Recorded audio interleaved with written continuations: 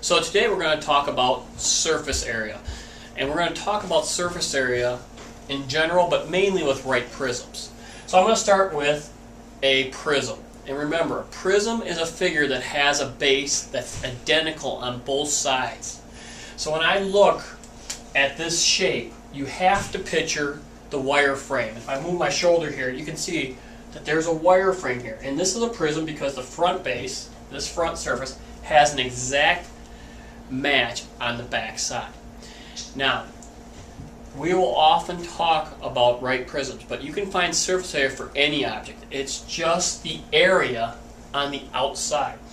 And surface, if it's, again, a polyhedron where it has flat surfaces, can just be counted. So we can find the surface area of a shape. So if I have a rectangle 2x4, we can fill that with squares and count how many squares there are, how many 1-inch squares. 1, 2, 3, 4, 5, 6, 7, 8. 2 times 4 is 8. The area of that surface is 8 inches squared. But when I want the surface area of a figure, I want it of all the sides summed together. So the first thing we need to do is count the number of surfaces. And again, here's the base, and it has a match in the back. And then I count how many lateral surfaces there are, how many sides there are between the bases. And in this case, 1, 2, 3, 4. We have to realize that we only see 3 surfaces, but there are 3 other hidden ones. And the way I like to do that, after I know how many surfaces, is I like to draw a net. So if I use the same right prism, meaning the height is to the right, and I should take a second on that. If this is the base, this is the right prism, because that's a 90-degree angle, and this is the height of the prism, going away perpendicular from the base. It is not how tall it is. It's the height is always measured between the bases. So a lot of times, again, if I have this up in the upper right corner there, I have the 6-surfaced right prism. Again, I counted the surfaces: front, top, back, bottom, left, and right.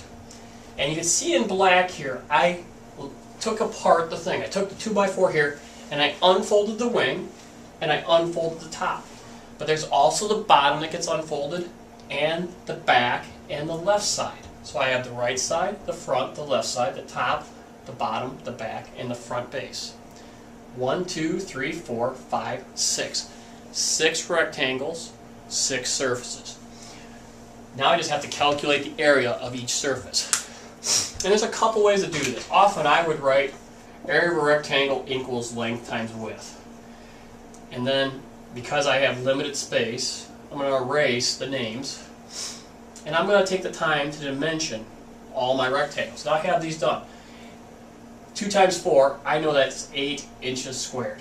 I know the front and the back are the same. So I'll write that again. 4 by 3, 12 inches squared. I know the top and the bottom in this case are the same. 2 by 3, 2 times 3 is 6, 6 inches squared. And the other side is 6 inches squared. So for surface area, I usually write SA, because my S, I don't care for, is going to be 6 plus 6 plus 12 plus 12 plus 8 plus 8 inches squared. 24 plus 16 is 40 plus 12 more. There are 52 inch squares. So if you had that figure, there's 52 little squares around the outside surfaces. Now, we have to be clear here. There is not always equal numbers, especially on the sides. If you have 3 sides, some will not have a match. But again, what makes a prism is the base for sure will have a match. In this case, there will always be 2 numbers that are the same because it's a right prism. And again, you heard me use the word lateral. The lateral surface area is simply the sides, not the bases of the prism. So when you figure out the lateral surface area, you know it will be smaller than the total surface area. So no problem, we calculated 52 inches squared for the surface area. I know the lateral surface area has to be less because it's going to exclude the front base and the back base, which are not shown. So in this case, there are only 4 surfaces. Alright, and working from our net from the previous page, there were 2 that were 12 and 2 that were 6. If you want to see those, you can rewind the video to that point. 24, because there's 2, and 12, and you sum those, the 4 sides, or the ones that go around, alright, and these here, underneath, make the lateral surface area. Now again, a lot of times students say, why is that important? Well, I used to work at Hormel, and I used to do Spam and canned things, and here's a can of Hormel chili. The surface area of this right prism, and this has a circle for a base, circle for a base. The height is the can is here, and if I hold it this way, the height is this way, between the two circle bases. The amount of steel in this can is the surface area. Tin, tin, and there's tin here. The lateral surface area is just the paper that makes the coating. Now here's the ironic part. What would your expectation be for one of the most expensive things on the can? The paper itself, the graphics, often is just as expensive as the can, and often can be more expensive than the product inside.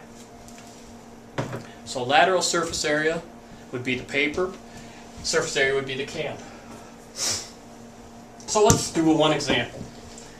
I have a right scalene triangle, so I have a right triangle prism.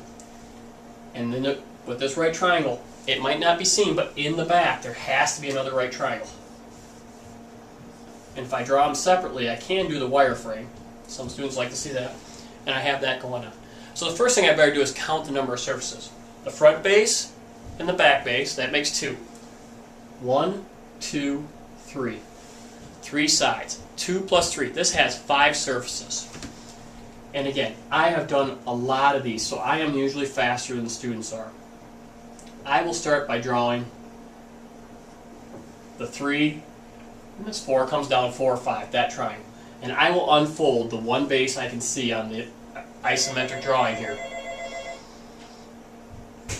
6 and 4. Now, the rest of the surfaces I can't see. But on a net, I know there will be another side that matches the triangle. Now I also know there's a rectangle off the 5 and a rectangle off the 3. And the way we draw these is if this is 3, this has to be 3 because it has to fold back together. And this will come with practice. And in class we're going to make some figures and take them apart hopefully. Up here, if this is 5, when this folds, this has to be 5. And again, 1, 2, 3, 4, 5 surfaces. So again, I'll start down by writing my 2 equations. This time I have area of a rectangle's length times width, and I have area of a triangle is 1/2 base times height. And often, if I'm not sure, I will take the time to write it. So I get 6 feet squared here. So this one also has to be 6 feet squared. Often for rectangles, I don't write them. 4 by 6 is 24 feet squared. And maybe I'll rewrite it. 5 by 6 is 30 feet squared. And 6 by 3 is 18 feet squared. I've calculated the area of the 5 surfaces. Now I just have to sum them. The surface area will be 6 plus 6, the 2 bases. Now the sides, 30 plus 24 plus 18 feet squared. The 2 bases sum to 12. 30 plus 24 is 54, plus 18 more. Well, if it was 20, it'd be 74, so that has to be 72 feet squared. And there's a reason I did it this way. Now, I'll add those two and I get the answer for the total surface area is 84 feet squared. What's the lateral surface area? Well, the lateral surface area is the 3 sides, and they sum to 72 feet squared. Again, this is surface area. Remember, it is the area of the outside surfaces.